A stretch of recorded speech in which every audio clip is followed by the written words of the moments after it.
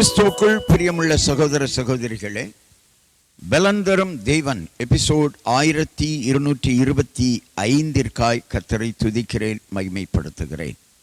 இந்த நாளிலும் சங்கீதம் 131 நான் உங்களுக்காக வாசிக்கின்றேன். இது ஒரு ஆரோகண சங்கீதம். சங்கீதத்தின் முதல் பகுதி சொல்லுகிறது, கர்த்தாவே, ஆழங்களிலிருந்து உம்மை நோக்கி கூப்பிடுகிறேன். யோனா சமுத்திரத்தின் ஆழத்திலிருந்து கர்த்தரை நோக்கி கூப்பிட்டு தப்பினான். கர்த்தர் அவனை விடுவித்தார்.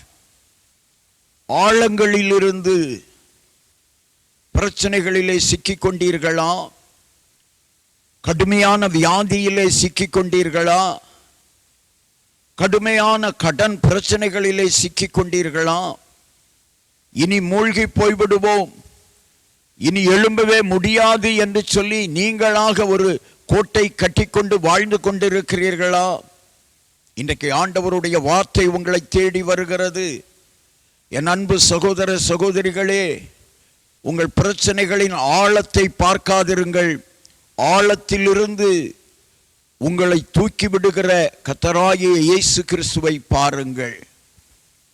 ஆழங்களிலிருந்து, உங்கள் பிரச்சனையின் ஆழங்களிலிருந்து கர்த்தரை நோக்கி கூப்பிடுங்கள்.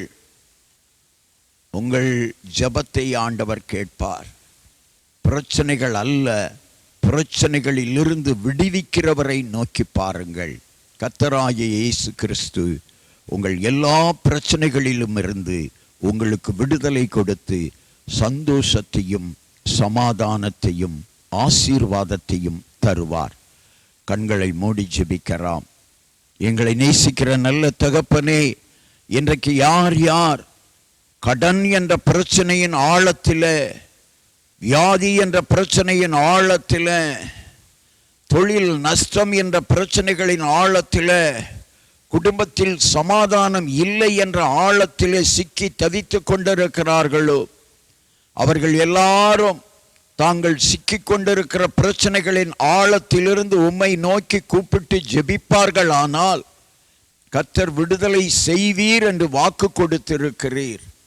நிச்சயமாகவே இந்த செய்தியை கேட்டுக்கொண்டிருக்கிற சகோதரனே, நீ எவ்வளவு பெரிய பெரிய பிரச்சனைகளிலே சிக்கிக் கொண்டிருந்தாலும், எவ்வளவு பெரிய பெரிய தோல்விகளை நீ கண்டிருந்தாலும், இன்றைக்கு ஆண்டவருடைய வார்த்தை உனக்காகத்தான். உன் பிரச்சனையின் ஆழத்தை பார்க்காதே, அந்த பிரச்சனைகளில் இருந்து விடுதலை பண்ணுகிற கர்த்தராகிய இயேசு கிறிஸ்துவை நோக்கி பார். அவர் உன்னை விடுவிப்பார், உன்னை ஆசீர்வதிப்பார். மீண்டும் நீ ஆசீர்வாதமுள்ள வாழ்க்கை, தொழில், வியாபாரம் செய்யும் அளவிற்கு கர்த்தர் உன்னை உயர்த்துவார். இயேசு கிறிஸ்துவின் நாமத்தில் ஜெபிக்கிறேன் பிதாவே, ஆமென்.